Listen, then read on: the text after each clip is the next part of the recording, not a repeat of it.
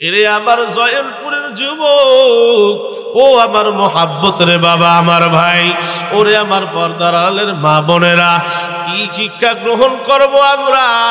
দুনিয়ার মধ্যে আছি ক্ষণস্থায়ী জায়গা, চিরস্থায়ী জায়গা হলো তোমার আমার কবর। ওই কবরের মধ্যে কিন্তু কোন দলের পরিচয় চলবে?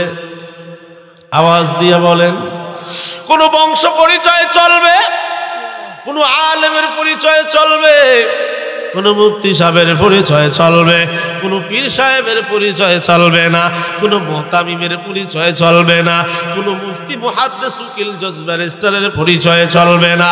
ওই কবরের মধ্যে একটা মাত্র পরিচয় চলবে, সেটা হলো আমলের পরিচয়। কথা বলেন আওয়াজ দিয়া। আমার আপনার মায়ার নবী রহমাতুল লিল আলামিন হযরতে ফাতেমাকে ডাক দিয়া বললেন, ইয়া ফাতেমা আনকিবি নাফসাকি মিনান নার। ও ফাতিমা, তুমি যতই আমার মেয়ে হও না কেন, দুনিয়া থেকে তুমি যখন বিদায় নেয়া কবরে চলিয়া যাইবা, ওই কবর কিন্তু বড় কঠিন জায়গা, ওই কবর কিন্তু বড় ভয়ানক জায়গা। ওই জায়গায় কিন্তু আমি নবীর পরিচয় তোমার চলবে না, ইমাম হাসান হুসাইনের পরিচয় কিন্তু তোমার চলবে না, তোমার স্বামী আলীর পরিচয় কবর নিবে না। ওই কবর শুধু চাই আমল। হযরত আবু যর গিফারি রাদিয়াল্লাহু তাআলা আনহু যখন হযরতে ফাতেমা ইন্তেকাল হয়ে গেল, হযরত আলী খবর দিল হযরত আবু যরকে, বন্ধু আমার বিবি ইন্তেকাল করেছে, কবর খনন করা লাগবে। কিতাবের মধ্যে বয়ান করা হয় হযরত আবু যর গিফারি রাদিয়াল্লাহু তাআলা আনহু কবর খনন করতেছে, আর ডাক দিয়া বলে, ও কবরের মাটি, ও কবর শুনিয়া নাও, শুনিয়া নাও, এ কবর শুনিয়া নাও, তোমার মধ্যে আজকে কারে রাখা হবে, কারে দাফন করা হবে। যেই মেয়েকে, যেই মহিলাকে দাফন করা হবে, যেই মাকে দাফন করা হবে, দুনিয়ার কোনো সাধারণ মেয়ে না, সাধারণ নারী না। তিনি কেমন নারী, কেমন নারী? যিনি আখির জামানার পয়গম্বর বিশ্ব নবী রহমাতুল লিল আলামিনের মেয়ে হযরতে ফাতেমা। এর কবর তোমার মধ্যে কারে দাফন করা হবে জানোনি? তোমার মধ্যে যে নারী আজকে আসবে, ইমাম হাসান হুসাইনের মা ফাতেমারে তোমার কবরে তোমার মধ্যে দাফন করা হবে। তোমার মধ্যে কি আগমন করবে জানো? শেরে খোদা আলীর বিবিরে তোমার মধ্যে দাফন করা হবে। ধারাবাহিকভাবে বর্ণনা। কবর ডাক দিয়া বলে, ও মালিক, আমার জবানটা খুলিয়া দাও, জবানটা খুলিয়া দাও। আমার আপনার মালিক কবরের জবানটা খুলিয়া দিল। কবরের জবানটা খুলিয়া দেওয়ার পর কবর ডাক দিয়া বলে, রে আবু যর, আমি কোনো ফাতেমারে চিনি না, আমি কোনো নবীর মেয়েরে চিনি না, আমি কোনো হাসান হোসাইনের মারে চিনি না, আমি কোনো আলীর স্ত্রীকেও চিনি না, আমি কবর চিনি একমাত্র নেক আমল। কবর চেনে কি আমল? নেক আমল ছাড়া কবরে কোনো কাজ হবে? কোনো লাভ হবে না। কেন এত বাহাদুরি রে মুসলমান? ও পর্দার আড়ালের মা বোনেরা, যেই হযরত ফাতেমা তার বাবা সন্তানী স্বামী ছাড়া অন্য কোনো পুরুষের সঙ্গে সাক্ষাৎ করলো না, পর্দা লঙ্ঘন করলো না, পর্দা অমান্য করলো না, শরীয়তের সমস্ত বিধিবিধানগুলা মানিয়া চলল, দুনিয়া থেকে নবীর মেয়ে হয়ে মৃত্যুবরণ করার পরেও কবর যদি তারে সতর্ক করে, কবর যদি তারে হুঙ্কার দেয়, তাহলে তোমার অবস্থা কেমন হবে?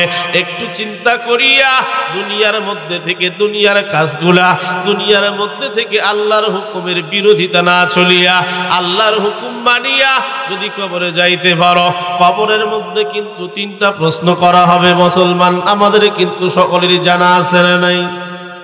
জোরে বলেন। সকলেরই জানা আছে, তিনটা প্রশ্ন করা হবে। এক নম্বর হবে রবের পরিচয় দাও, দুই নম্বর হবে ধর্মের পরিচয় দাও, তিন নম্বর প্রশ্ন হবে রাসূলুল্লাহর পরিচয় দাও। এই তিনটা পরিচয় শুধু কি মুসলমানদেরকেই ধরা হবে?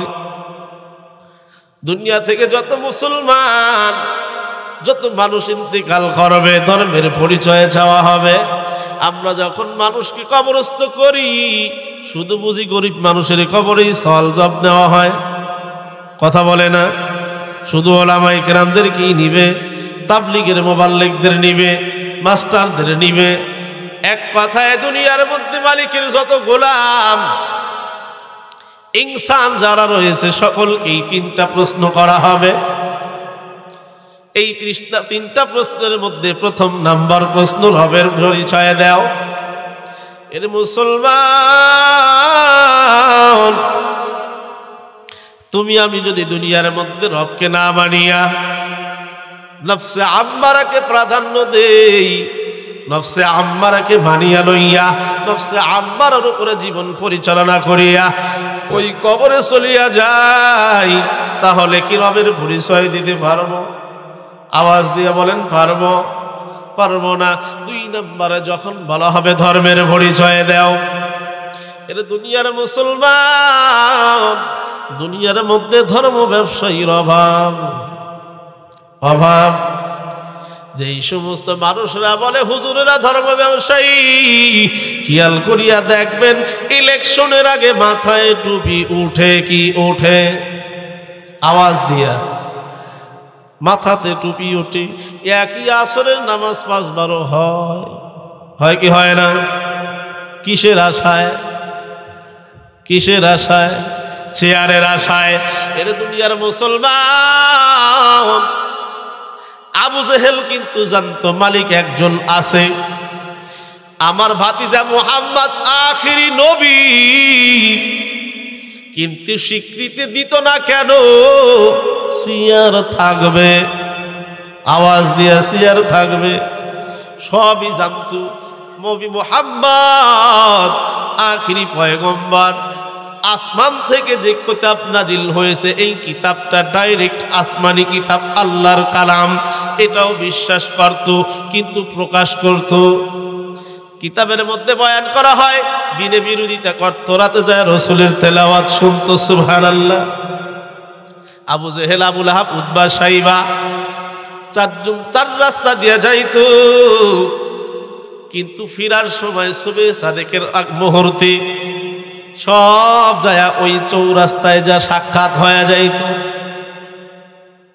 সারাদিন বিরোধিতা, আর রাত্রে 4 নেতাই যায় তেলাওয়াত শুনতো।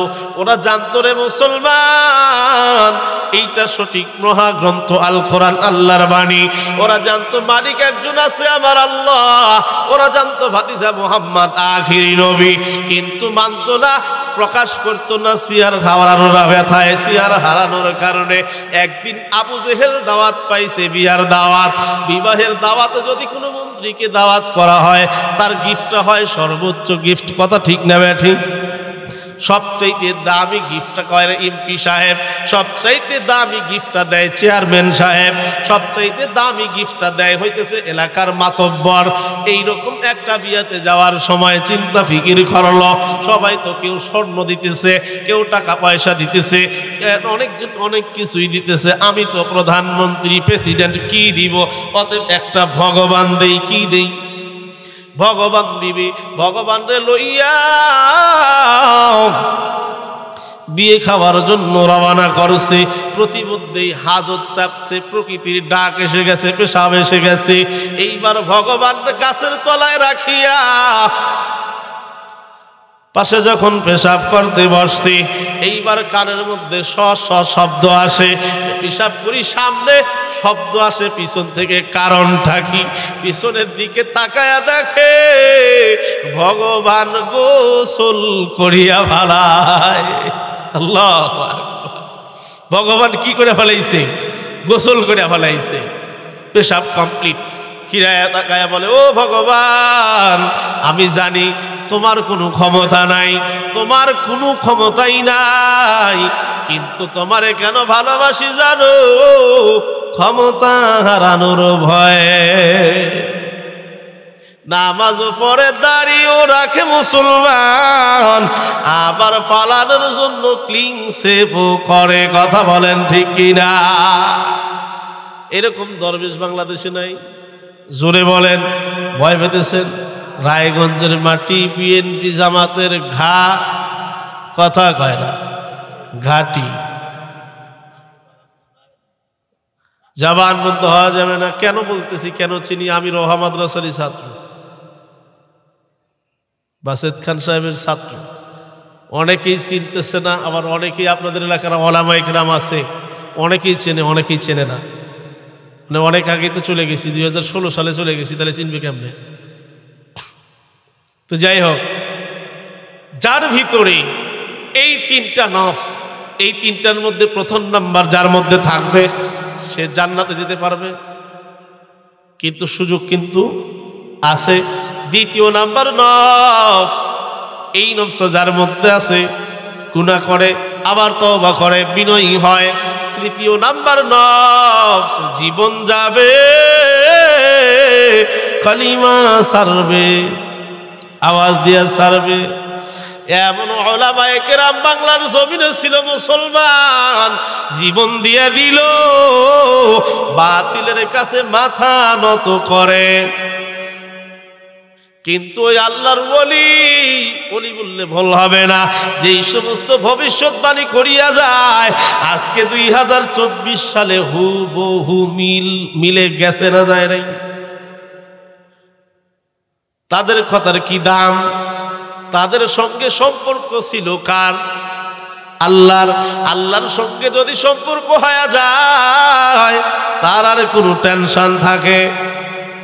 আল্লাহ ডাক দিয়া বলে, কুল ইয়া ইবাদিয়াল্লাযীনা আসরাফু আলা আনফুসিহিম লা তাকনাতু মির রাহমাতিল্লাহ।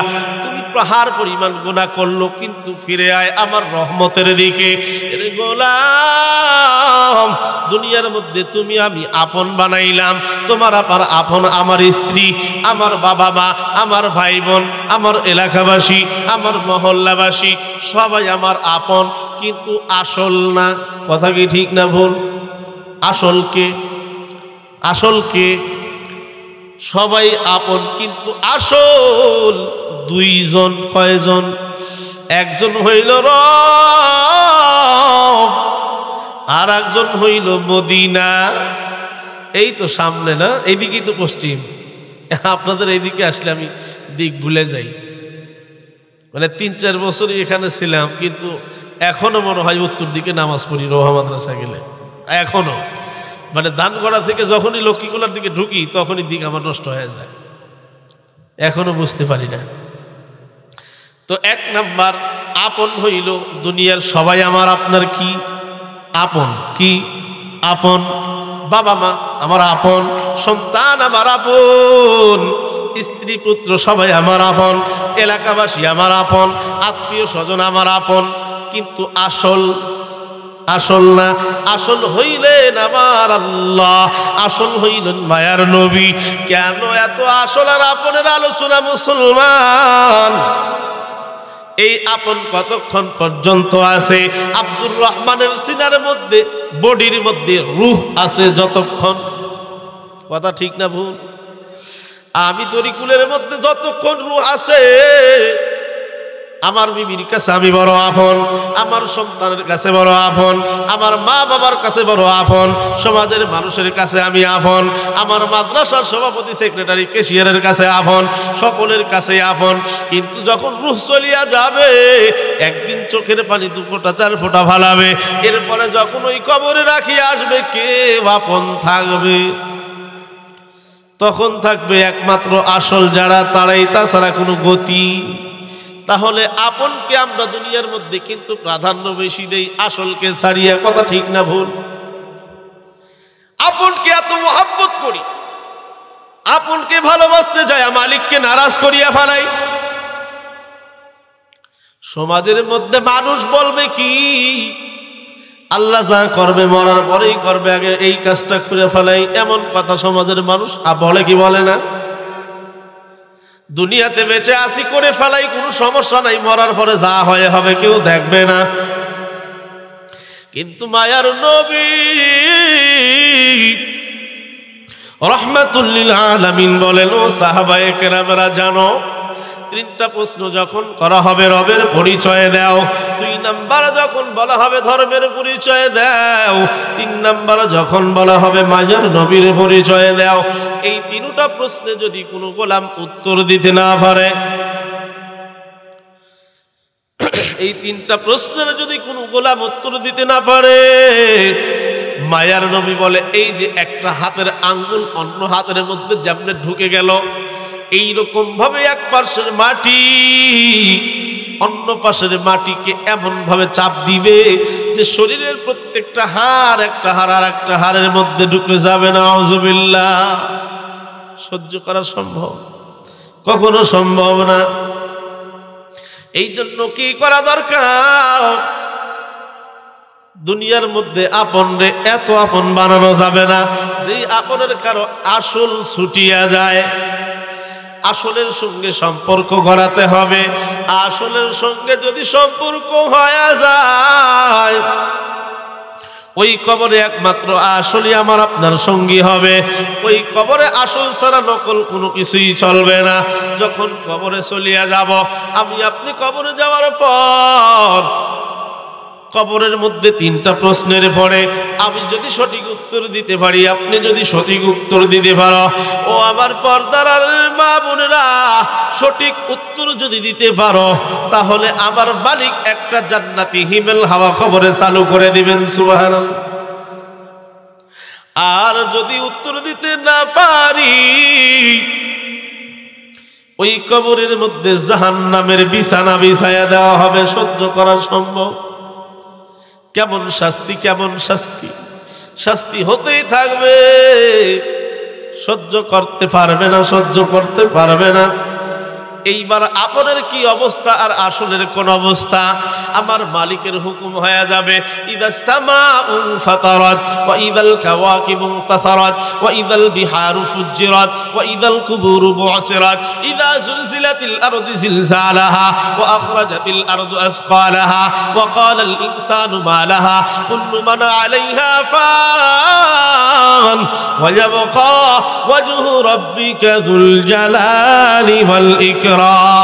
মালিকের পক্ষ থেকে হুকুম হয়ে যাবে, কিয়ামতের ময়দান কায়েম হয়ে যাবে। আসমান থেকে তারকাগুলো ছুটে ছুটে পড়ে যাবে, সূর্যগুলো খসে পড়বে, চন্দ্র খসে পড়বে, পাহাড়গুলো তুলরাশির ন্যায় উড়বে, সমস্ত দুনিয়া তছনছ হয়ে যাবে, তছনছ হয়ে যাবে, শেষ হয়ে যাবে। আপন কতক্ষণ মুসলমান, কিয়ামতের ময়দান যখন কায়েম হয়ে যাবে, একটু দিলের কান লাগাও। কিয়ামতের ময়দান যখন কায়েম হয়ে যাবে, বড় বিভীষিকাময় ময়দান। কিতাবের মধ্যে বয়ান করা হয়, এই সূর্য তখন আসমান, এই সূর্য যখন আসমানে আর থাকবে না, এই সূর্য তখন তোমার আমার আধার উপরে মাথার উপরে এসে পড়বে, 12টা মুখ দিবে দিয়ে তাপ ছাড়তে থাকবে, জমিন পুরে তামা হয়ে যাবে, মানুষ সহ্য করতে পারবে না, চোখের পানি ছাড়বে, ছোটাছুটি করবে, কান্নার আওয়াজ। উম্মত গুলা দৌড়ায়া দৌড়ায়া বাবা আদম আলাইহিস সালাতু ওয়াস সালামের কাছে যায় হাজির হবে।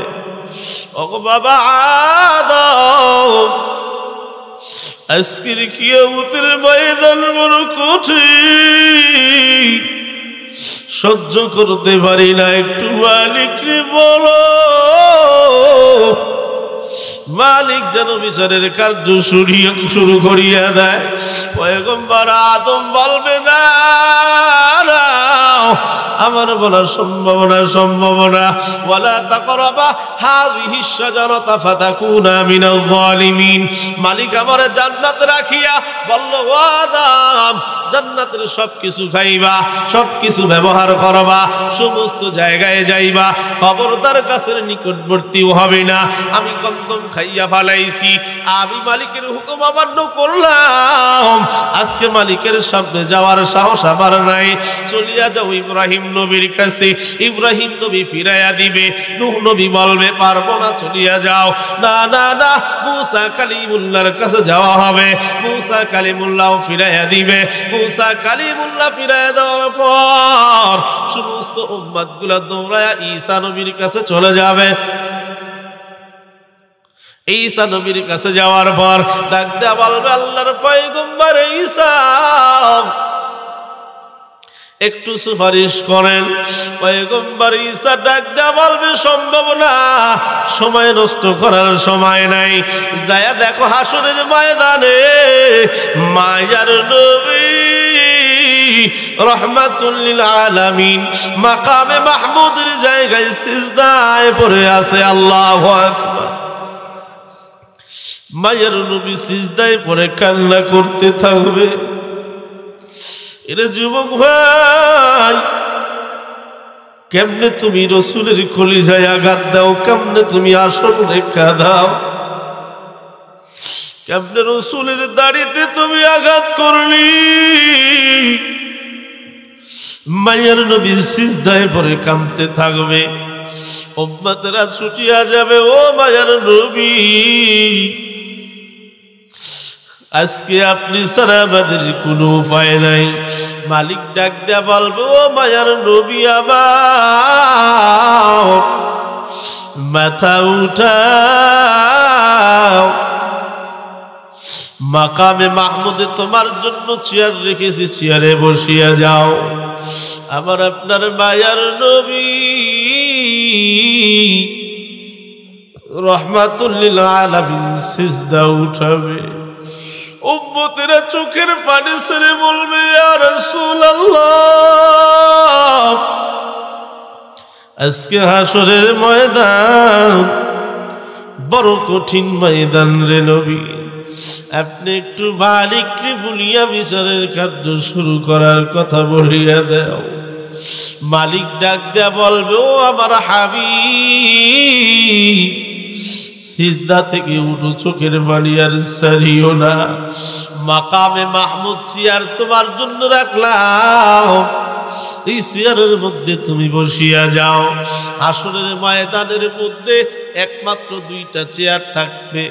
একটা থাকবে আমার আপনার রব মালিকের চেয়ার কুরসি, দ্বিতীয়টা থাকবে আমার আপনার মায়ার নবী রাহমাতুল লিল আলামিনের চেয়ার মাকামে মাহমুদ। এছাড়া দ্বিতীয় দুনিয়ার কেউ সেই দিন আর মাথা উঁচু করতে পারবে না। ওই দিন কোনো জজের জজগিরি চলবে না, কোনো ব্যারিস্টারের ব্যারিস্টারগিরি চলবে না। ওই দিন দুনিয়ার কোনো রাজা বাদশার কথাও চলবে না। আমার আপনার মালিক ডাক দিয়া বলবেন, লিমানিল মুলকুল ইয়াউম লিল্লাহিল ওয়াহিদিল কাহ্হার। এ দুনিয়ার রাজা বাদশা কই, এ দুনিয়ার প্রধানমন্ত্রী প্রেসিডেন্ট কই, আজকে তোমার প্রেসিডেন্টগিরি কোথায় গেল, আজকে তোমার প্রধানমন্ত্রীগিরি কোথায় গেল, আজকে তোমার এমপিগিরি কই, আজকে তোমার মন্ত্রীগিরি কই, আজকে তোমার চেয়ারম্যানগিরি কই, আজকে তোমার মন্ত্রীগিরি কই। কেউ মাথা উঠাতে পারবে না।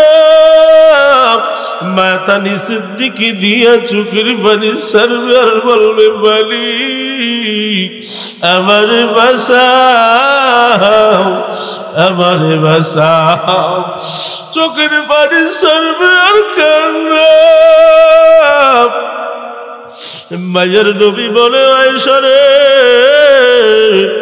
কিয়ামতের ময়দানে সমস্ত মানুষরা উলঙ্গ অবস্থায় উঠবে, সমস্ত উম্মতগুলোর একসঙ্গে উঠানো হবে। আয়েশা ডাক দিয়ে বলে, মায়ের নবী, ওই কিয়ামতের ময়দানে এত নবীর উম্মতের মধ্যে আপনি কেমনে আপনার উম্মতকে চিনবেন? আমার আপনার মায়ের নবী রাহমাতুল লিল আলামিন বলবে, আয়েশা আমি আমার উম্মতকে কেমনে চিনবো জানো না?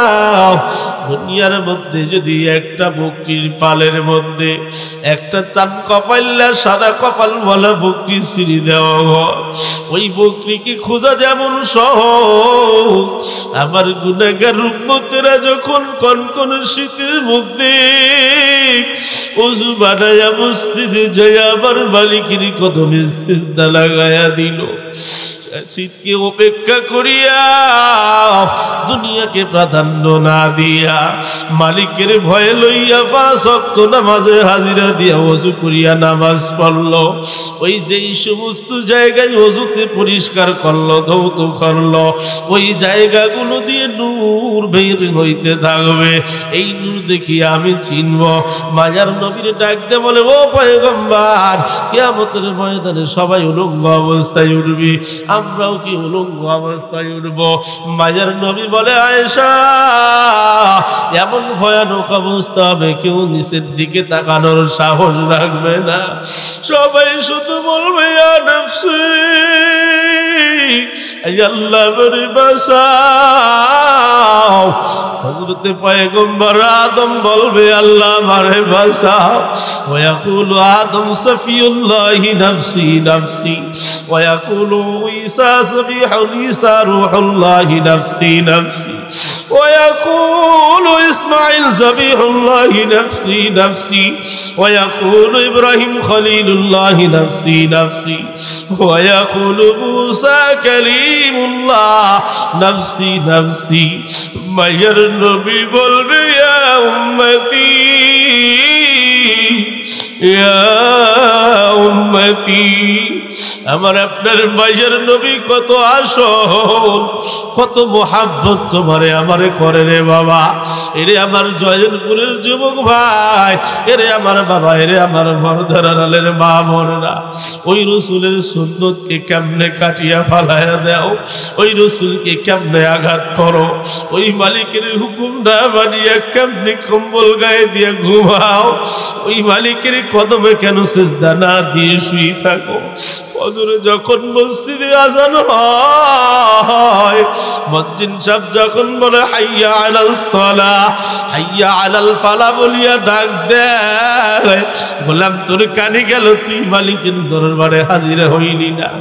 মালিক তোর আমার দিকে রহমতের নজর দিয়ে তাকায়, তাকায় বলে, গোলাম তুই ফজরে আবার হাজিরা দিলি না,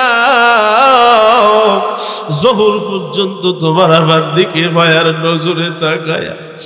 জোহরে মসজিদে আযান হয়, হাইয়া আলাস সালাহ হাইয়া আলাল ফালাহ, জোহরেও তুমি আমি হাজির নাই, মালিক তাকায়, গোলাম আসর পর্যন্ত তোমার দিকে তাকায়, তাকায় বলে, গোলাম তুই বুঝি আসরে নামাজ পড়বা, আসরে আজান হয়ে গেল গেল না, মাগরিব আজান হয়ে গেল গেল না, ঈশার আজান হয়ে গেল গেল না। এরে আমার যুবক ভাই, এরে আমার পর্দার মা বোনেরা, ওই মালিক যদি আল্লাহ না করুন, ওই মালিক যদি তোমার রাত্রে মৃত্যু লেখিয়াই ভালায়, কোন অবস্থা তোমার আমার হয়ে যাবে। রাত্রি যখন গভীর হয়, মালিক ডাক দাও, কয় গোলাম সারাদিন গুনাহ করলি, আমি তোরে দুনিয়ার আসমানে এসে ডাকি, গোলাম আয় আয়। এরে আমার যুবক ভাই, মহাব্বতের বাবা, আমার ভাই, পর্দার আড়ালের মা বোনেরা, মালিক প্রথম আসমানে আসিয়া বলে, আলামি মুস্তাগফিরিন ফাগফিরলা, কত গুনাহ তুই করলি, তুই কত গুনাহ করলি,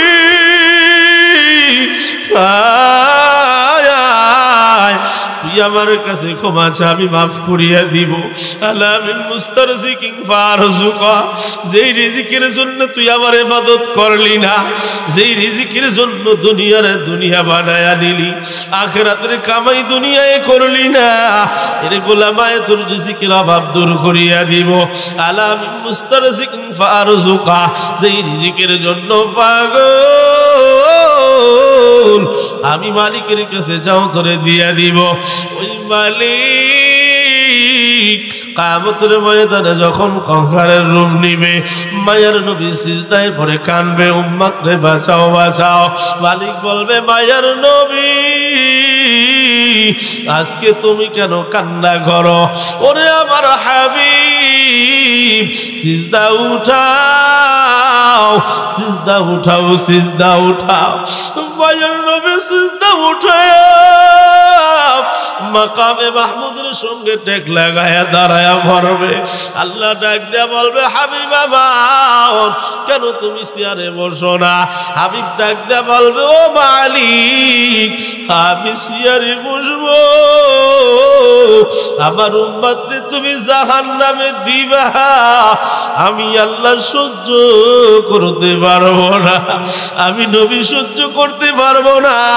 আমার উম্মতের যখন মিজানের পাল্লায় তুমি দাঁড় করাইবা, নেকবদি যখন আমলের পাল্লা যখন দাঁড় করাইবা, নেকের পাল্লা যখন কমি হয়ে যাবে, পয়গম্বর আলাইহিস সালাতু ওয়াস সালাম তার পকেটের মধ্যে থেকে একটা কাগজের টুকরা, যেই কাগজের মধ্যে লেখা থাকবে লা ইলাহা ইল্লাল্লাহু মুহাম্মাদুর রাসূলুল্লাহ, এই কাগজের টুকরাটা আমলের পাল্লায় দিয়া দিবে, সঙ্গে সঙ্গে উম্মতের আমলের পাল্লা ভারী হয়ে যাবে। সুবহানাল্লাহ।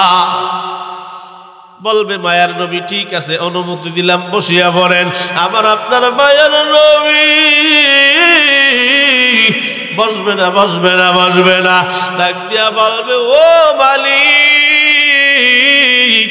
আমি মাকামে মাহমুদে বসিয়া যাই, আমার উম্মত এখান থেকে পার হইয়া ফুলসিরাতের কিনারায় যাইয়া যদি আটকিয়া যায়, আর ওই ফুলসিরাতের পুলে যদি কাটিয়া জাহান্নামের মধ্যে যদি পড়িয়া যায়, আমি মায়ার নবী সহ্য করতে পারবো না।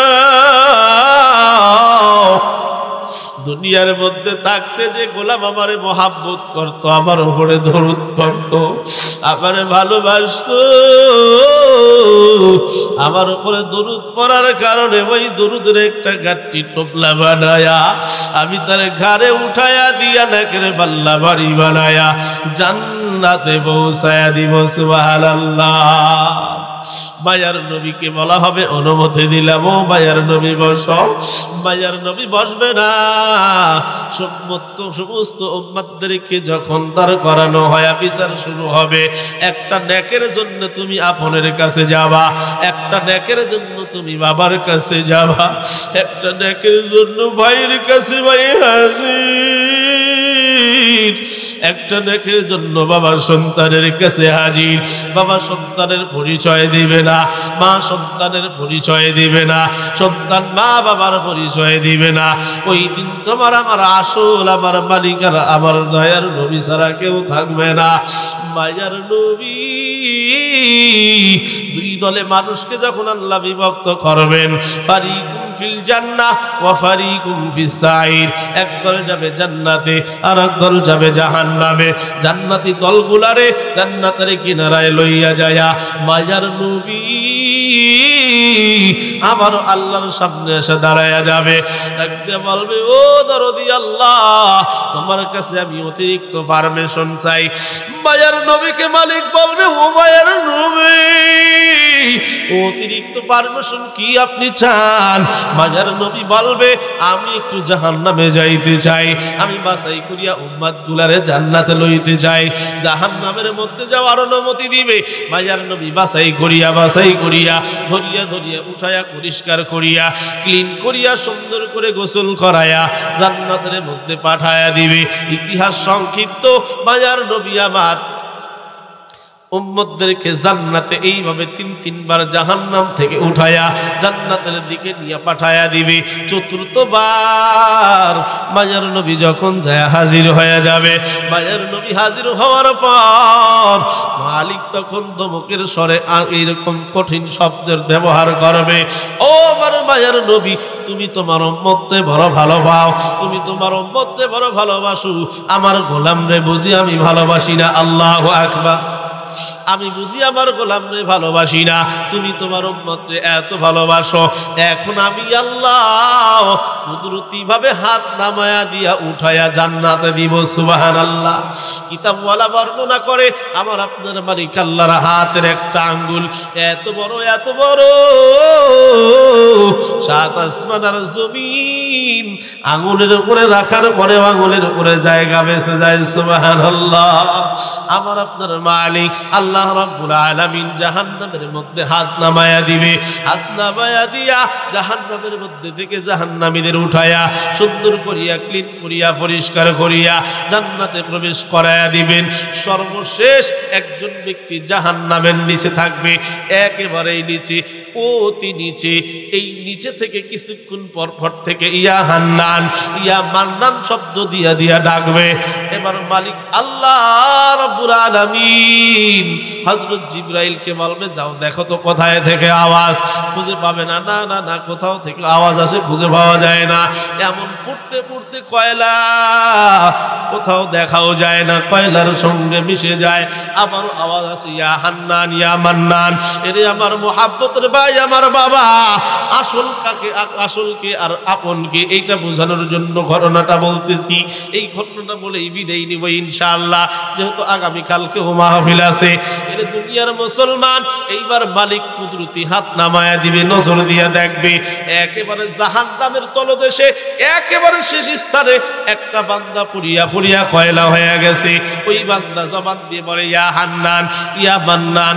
এই ইয়া হান্নান ইয়া মান্নান বলার আগে এই গোলাম পিপিলিকার মতো, পিঁপড়ার মতো দেয়াল বয়া ওঠে, আবার ভরে। যখন চেষ্টায় ব্যর্থ তখন ইয়া হান্নান ইয়া মান্নান বলে ডাকা শুরু করে দেয়। আবার আপনার রব আল্লাহ রাব্বুল আলামিন গোলামরে উঠায়া এইরকম যখন গোলাম বলে, মালিক তোমার কাছে কিছুই চাই না, এমন কোনো আমল আমার কাছে নাই, এমন কোনো যোগ্যতা আমার নাই যেই যোগ্যতা দিয়া আমি তোমার জান্নাতে যাইতে পারবো, তবে তোমার কাছে একটা আরজি, এই জাহান্নাম থেকে উঠায়া পাশিরে বসার অনুমতি দিয়া দাও। জাহান্নামের মধ্যে থেকে পাশিরে বসায়া দিবে। পাশিরে বসানোর পর আবার বলবে, আল্লাহ এর একটা আরজি। আল্লাহ বলবে, ও নেমখারাম, তুই কেন আবার আমার ডাকো, কেন আমারে আবার ডাকো? আবার যখন ডাকবে বলবে, কি জন্য ডাকো? বলে, আল্লাহ সহ্য হয় না, একটু বাহিরে যাওয়ার অনুমতি দাও। সামনে একটা সুন্দর গাছ, ওই গাছের নিকটে যাওয়ার অনুমতি চাইবে। মালিক যাওয়ার অনুমতি দিয়া দিবে। যাওয়ার পর মালিক বলবে, গোলাম আর কিন্তু ডাকবি না, আর কিন্তু আমাকে ভুলাবি না। এইবার কিছুক্ষণ পর আবার মালিককে ডাক দেয়া বলে, মালিক সামনে দেখা যায় অনেক বড় একটা গাছ, এই গাছের নিকটে যাইতে চাই। আমার আল্লাহ কত রহমান, আমার আল্লাহ কত রহিম, আমার আল্লাহ, আমার আপনার আল্লাহ কত আসল, কত মোহাব্বত বান্দারে করে মুসলমান। বড় গাছের নিকটে যাবে, বলে, আল্লাহ বলে, ডাক দে গোলাম, তুই তো আমারে ওয়াদা করলি ডাকবি না, কেন আবার আমারে ডাকলি? ডাক দে বলে, আল্লাহ বেশি কিছু চাবো না, ওই গাছের নিকটে যাইতে চাই, বড় গাছের নিকটেও যেতে দেওয়া হবে। এর দুনিয়ার মুসলমান, মায়ার নবী তোমারে আমারে সুপারিশ করিয়া জান্নাতে নিয়ে যাবে, আর সর্বশেষ ব্যক্তিটারে আমার তোমার মালিক আল্লাহ উসিলা দিয়া কেমনে কেমনে জান্নাতে নেয় দেখো রে মুসলমান। ওই প্রথম বড় গাছের নিকটে বসতে দেওয়া হবে।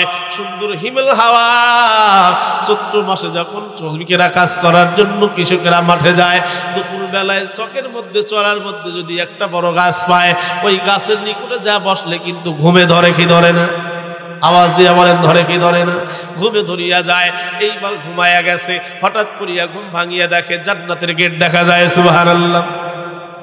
জান্নাতের গেট দেখিয়া বলে, ও মালিক, জান্নাত তোমার কাছে আমি চাই না, জান্নাতে যাওয়ার আমল আমার মধ্যে নাই, জান্নাতের মধ্যে ঢোকার মতো সামর্থ্য আমার নাই, তোমার কাছে যাওয়ার যোগ্যতাও আমার নাই, আমার একটু গেটের নিকটে যাওয়ার সুযোগ করিয়া দাও। তা বলা বয়ান করে এইবার তার গেটের নিকটে যায় বসতে দেওয়া হয়। গেটের নিকটে গেটে বসিয়া হেলান দিয়া ঘুমাইয়া গেছে। হঠাৎ করিয়া ঘুম ভাঙিয়া দেখে গেটের দরজা খোলা দেখা যায়। সুবহানাল্লাহ। এত সুন্দর সুন্দর খাট পালঙ্গ, এত সুন্দর সুন্দর গাছ, গাছের গোড়া হবে উপরের দিকে আর ডালগুলো হবে নিচের দিকে, এত সুন্দর সুন্দর ফল দেখিয়া ভিতরে লোভ আসিয়া যায়। আবার ডাক দিয়া বলে ইয়া হান্নান, ইয়া মান্নান বলে যখন আবার ডাক দেয় তোমার আমার মালিক, ডাক দেয়া কয় গোলাম কেন আবার ডাকো, কেন আবার আমারে বোলাও, এর না ফারমান তুই কেন না ওয়াদা করলি আর ডাকবি না? বলে মালিক সর্বশেষ তোমার কাছে যাওয়া, আমার একটু অনুমতি দাও, আমি শুধু ঢুকবো আর বের হব। আল্লাহু আকবার। মালিককে বলে শুধু ঢুকবো আর বের হব।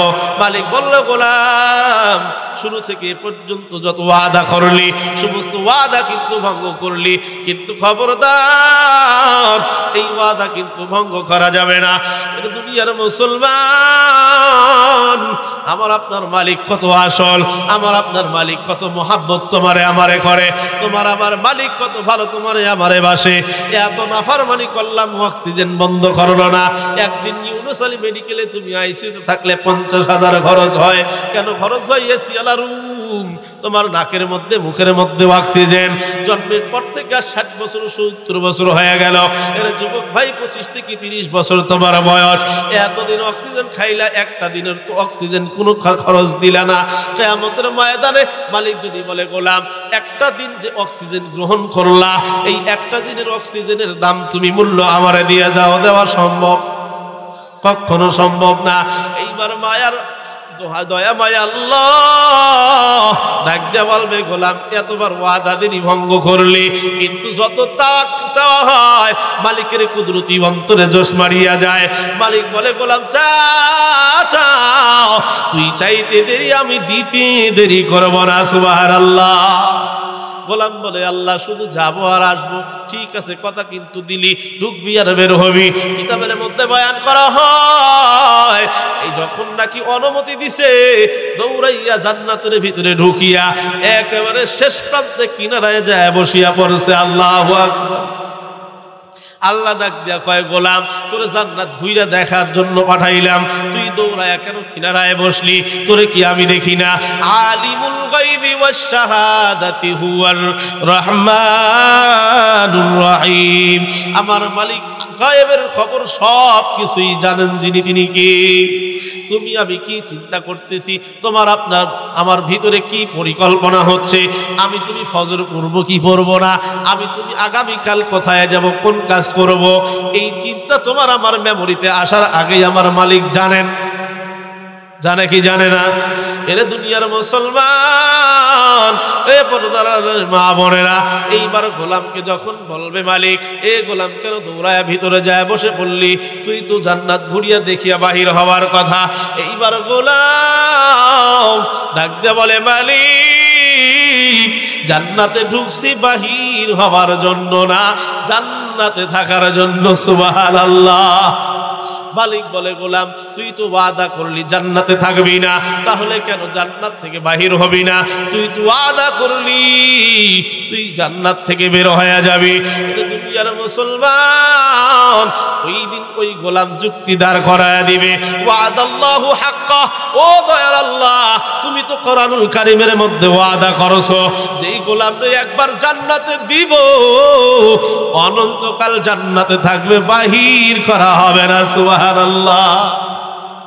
আজকে যদি তুমি তোমার ওয়াদা ফিরিয়ে নাও তাহলে দুনিয়ার মধ্যে কেন মিথ্যা ওয়াদা দিলা? আমার মালিক বলবে গোলাম যা যা, আমি তোরে জান্নাতি বানায়া দিলাম। যেই আল্লাহ একেবারে পাপওয়ালা, জীবনে কোনো নেক আমলই নাই, এইরকম ব্যক্তিরে যদি জান্নাতে দিতে পারে, একজন মহিলা মৃত ব্যক্তির সঙ্গে জেনাকারীকে যদি মাফ করে দিতে পারে, এ বাবা একটু চিন্তা করো তোমারে আমারে কেন মাফ করবে না? ওই মালিকের কাছে যদি তওবা করার মতো করতে পারি, ওই মালিকের কাছে যদি ক্ষমা চাওয়ার মতো চাইতে পারি, মাফ করবেন কি করবেন না? আওয়াজ দিয়ে বলেন অবশ্যই করবেন। এই জন্য মালিক বলে কুল ইয়া ইবাদিয়াল্লাযীনা আসরাফু আলা আনফুসিহিম লা তাকনাতু মির রাহমাতিল্লাহ। তোরা যত গুনাহ করো না কেন, এরে বান্দা তুই তওবা করিয়া তুই আমার রহমত থেকে নিরাশ হইও না, তুমি আমার রহমতের কাছে আসো, নিশ্চয় আমি পরম ক্ষমাশীল, তোমাকে আমি ক্ষমা করে দেওয়ার জন্য প্রস্তুত। এই জন্য আমার মহাব্বতের ভাই, এ আমার বাবারা, পর্দার আড়ালের মা বোনেরা, একটু নিজের জীবনের দিকে তাকাও। একদিন তুমি আমি দুনিয়াতে এসেছি, একদিন থাকবো না। এই দুনিয়া থেকে যাওয়ার সময় যদি তোমার আমার আমল ভালো না হয়, তোমার আমার জিন্দেগি যদি ভালো না হয়, রাসূল বলেন মাম্মাতা ফাকাদ কামাত লাহু কিয়ামাকা, যেই ব্যক্তি ঈমান ছাড়া আমল ছাড়া দুনিয়া থেকে বিদায় নিবে, তার মৃত্যু থেকেই কিয়ামত শুরু হয়ে যাবে। নাউযুবিল্লাহ। যখন রূহটা বের হয়ে যাবে তখন থেকেই তার কিয়ামত শুরু হয়ে যাবে। মুমিন ব্যক্তির মৃত্যু কেমন? মায়ার নবী ডাক দিয়া বলেন তুফাতুল মুমিনিল মাউত, মুমিন ব্যক্তির মৃত্যু হবে উপহারের মতো উপহার স্বরূপ। কেমন উপহার? কেমন উপহার? যখন কোনো মুমিন ব্যক্তি ইন্তেকাল করবে, যেমন কোনো শিশু কান্না করতে করতে মায়ের কোলের মধ্যে দুধ পান করতে করতে ঘুমায়া যায়, একজন মুমিন ব্যক্তি ওইভাবেই ঘুমায়া যাবে। সুবহানাল্লাহ।